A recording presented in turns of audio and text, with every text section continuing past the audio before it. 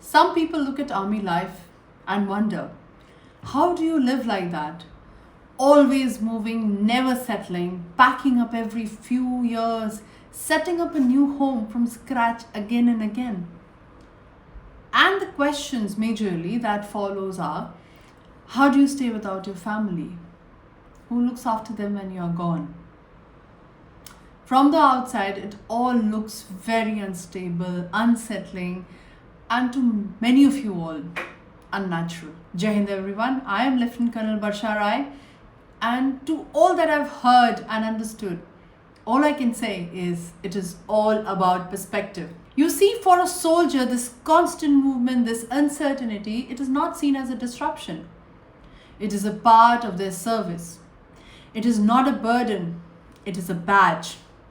Every transfer, every change of station is another chapter in a life lived in a service for something greater than self.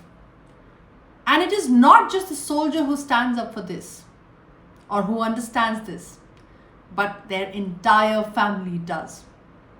Because when you marry a soldier or when you're born into an army home, you sign up for these conditions. People come to me and often say, wow, you all are so strong. And yes, that definitely is true. But it is not because that we do not feel fear, or we do not feel pain, or we do not feel longing. We are strong because we choose to put purpose before comfort. We are strong because we know what we signed up for and we stand by it.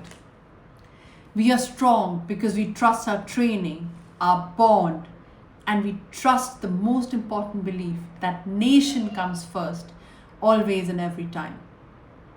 As a proud daughter of a soldier, a veteran myself, and as the wife of a serving soldier, I can tell you it is not just a story I witnessed, but the one I have lived in many roles and in every heartbeat of my life. Each time we packed our lives into tiny boxes, it was not just belongings, it was hope, it was strength, and it was the quiet readiness and the resilience to begin again. Each time I stood at a railway station or an airport watching my loved ones, sometimes my father, sometimes my better half, and sometimes it was me who was being seen off by my parents. It is not that I did not feel that ache, but I also carried that immense pride. Yes, we do miss our people. And yes, there are so many silent battles we fight at home. But we all do it with so much grace and grit because we know the deeper truth that my soldier is serving something better and greater. This is not just a sacrifice. This is a shared purpose, a quiet kind of courage that never makes any headlines. But it is this courage that is carrying the nation forward. So when people ask me this, how do you do it? My answer is this, simple. We choose to see this life not as scattered, but something as deeply connected. Not as lonely, but as anchored in purpose. Not as sacrificing, but as contributing in our own powerful way. This, my friends, is the power of perspective.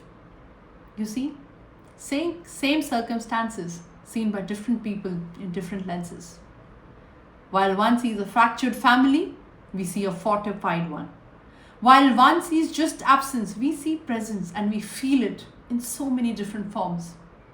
While one sees duty as separation, we see it as a shared strength. So my message to every youth out there, feeling unsure in times of change, and to everyone wondering if you're strong enough, remember, you already are. You just need to change the way you see your story. Because life will not always give you control, but it will always give you the chance to choose your perspective.